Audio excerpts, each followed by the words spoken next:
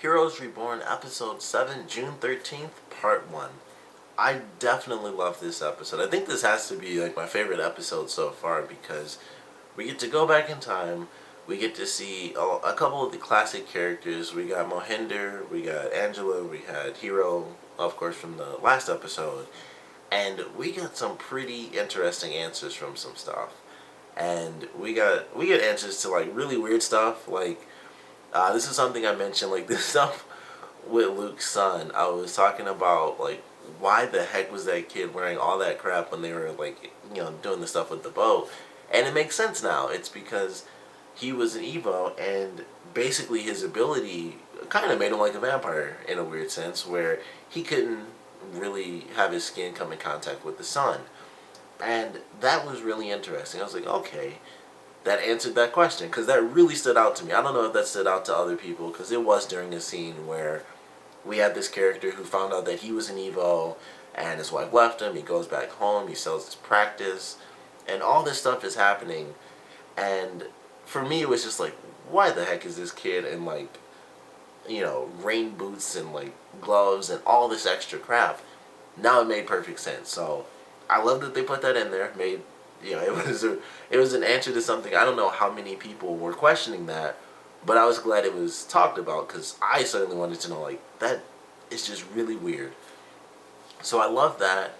I love the fact that we even got to see what was happening with that family during that time, because I thought that was actually pretty cool. I didn't think it would be that relevant in the episode, and it wasn't too relevant, but it was relevant just enough to where it had an impact. I thought it was a really good portion of the episode. I thought it was actually pretty sweet. And I didn't realize that their son was an Evo, because they never talk about it. I honestly figured they went to the summit simply because Luke was just, he really wanted things to work. He wanted to kind of just raise this kid in a world where humans and Evos could just be together. And he was kind of, not exactly nerdy, but he was definitely super excited. And I figured that that's what his character was like before. And I was right, it was just for a different reason. I thought he was almost kind of like Hiro in the beginning of the original series, where he was the character where it's like, I got superpowers and this is super awesome. And in Luke's case, it was like, we have, people with superpowers, and that's super awesome. Like, he wasn't an Evo himself. He just thought it was a really cool thing, and he just wanted to go. And I figured, like, that's why they actually went. But it was mostly because he wanted to find someone, another Evo, to help his son out. And I thought that was actually a pretty interesting concept. I thought that was really nice. And sadly, it turned out really crappy for them. But it was definitely really cool. I certainly enjoyed that.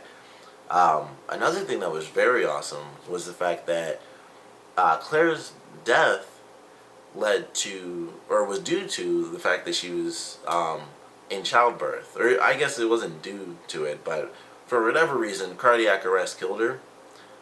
I still don't really understand that 100%, because they even mentioned the thing about like the specific spot in the back of her head and all that stuff. I don't know what cardiac arrest does, but I don't think it's going to cause like that sort of blockage where it could kill her like that, but I guess it did. But we find out that not only did Claire actually officially die, but she gave birth because she was pregnant. Just that in general was like a huge shock, and we find out that Tommy and they named the kid Nathan, which I thought was interesting. So we have Nathan and Melinda. So those are our two kids who, of course, grow up to be Tommy, and I'm pretty sure they didn't change Melinda's name unless they changed it to like Melina or something like that. It was something in my head. It could have been a totally different show, but I'm pretty sure it was this, because every time they say her name, I think of Mortal Kombat and I think of Melina. So I'm pretty sure they kept her name the same. I don't know why they changed Tommy's name to Tommy, but that's what he considered to be his actual name. So I guess he just never actually knew it.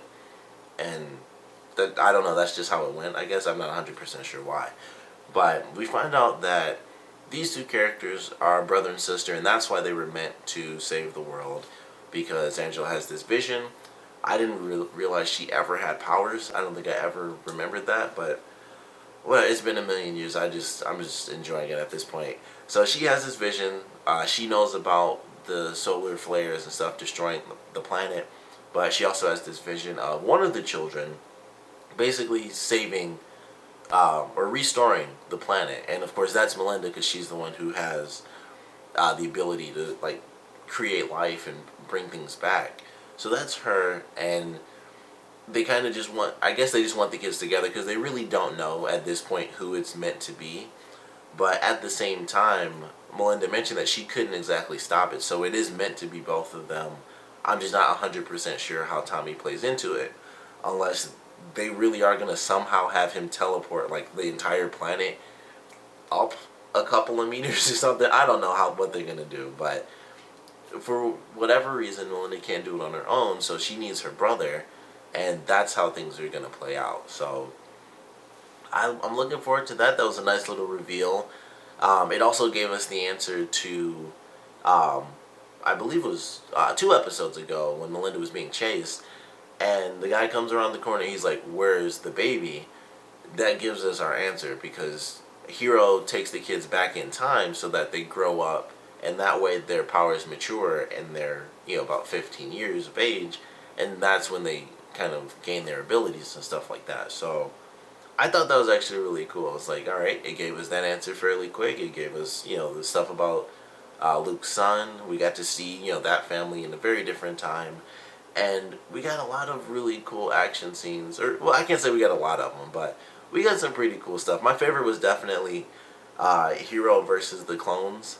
And honestly, my favorite part about it was when he was actually jumping back and forth through time, because he stopped them and he was like, "I can easily stop you both, but I have to see what happens when I do that." And he tried it, I think it was like 4 different times, because he went in and out like 3 or 4 times. And so it's just like he's teleporting and they just shift him into like different little areas. And I was like, that was really cool. And it's like too many butterflies, and he just has to let the explosion happen, because whatever he changes just creates something far worse. So I thought that was really cool. And it's just like he's teleporting and then it's like, I can't do anything. So he goes, we got Mohinder using his superpowers a little bit, and then, of course, once all the darkness and stuff came over, his powers were gone. So I'm assuming Mohinder is officially dead as well. Angela gets sent back in time, so who knows where she is at this point in the timeline. But it was definitely cool. I thought this was a really nice episode. Them trying to alter things, and Noah, by the end, he's going to shoot Erica, and his, I guess, younger version sees him, and he runs, and he tries to stop him at the end. So I'm looking forward to this next one. And it seems like they really screwed up, because based on the trailer for the next episode, somehow they end up finding the kids, on June 13th, a year before they were supposed to. And everything just gets all crazy, because they had the scene where like the clone grabbed Tommy, and Noah was like yelling from across the room, like, like, don't kill him and stuff. So I don't know how that happened. I'm assuming it started, at the end, or it's gonna start from the beginning of the next episode with Noah, younger Noah, stopping himself. So that's gonna lead to Erica being like, "Oh, you came back in time because you figured stuff out. Now I gotta kill you both," or whatever. So I don't know 100%, but it seems like somehow things get really messed up, and they end up finding them, and it alters the timeline. So I'm really looking forward to this next episode. I'm kind of excited to see what changes they make that stick for the future episodes. And I feel like what they're going to do is kind of solve the problem in the past, where it's like, alright, we saved the kids and everything's fine. At least Tommy, because Melinda's like off, in Antarctica anyway, so none of that is really going to even matter. But Tommy gets found out, because he's actually even in the city. So they're going to deal with the stuff. It's like, alright, they saved Tommy, and then that's going to change. And so once they jump back into the present, Tommy will have already gone through the processes of knowing, like, okay, this is what I was meant to do, and we'll kind of have a more prepared version, because we already have a prepared version after the last episode, I believe, where he's, or I guess that was 2 episodes ago as well, where he was trying to figure out, like, what am I going to do? And so now he'll be even more prepared, so I guess that's a good thing. But I'm really looking forward to this next episode, because it just seems really exciting. I thought this one was a fun episode. We get to see Hiro With two like wakazashis, which are like the single blade or single hand katanas basically. So that was really cool, and seeing him, very fairly short action sequence, but it was still really cool. Mohinder using his super strength and stuff, even though once again it was like once. Pretty cool. It was nice to see him, nice to see Angela again, seeing the older characters from the original series. So definitely a nice little touch. We're going to get at least one more character. We might get more depending on how they decide to write the show. Who knows? But I'm looking forward to the next episode. I think this one was a really good one. Gave us some clear-cut answers. It showed us like this is what Noah had to forget. The kids are actually brother and sister. They're twins. That's why they thought they were babies, and that's why they're looking for babies, because they were looking for 1-year-old children instead of the 15-year-old kids that were sent back in time so that they could be old enough to actually help save the world. So I love how they played around with that. And what I thought was pretty cool was seeing the characters, like seeing Molly in this episode was really interesting, because it was like a much happier version where she's just like, oh, hey, Noah, it's great to see you and stuff like that, compared to the version we had where she was kind of just like,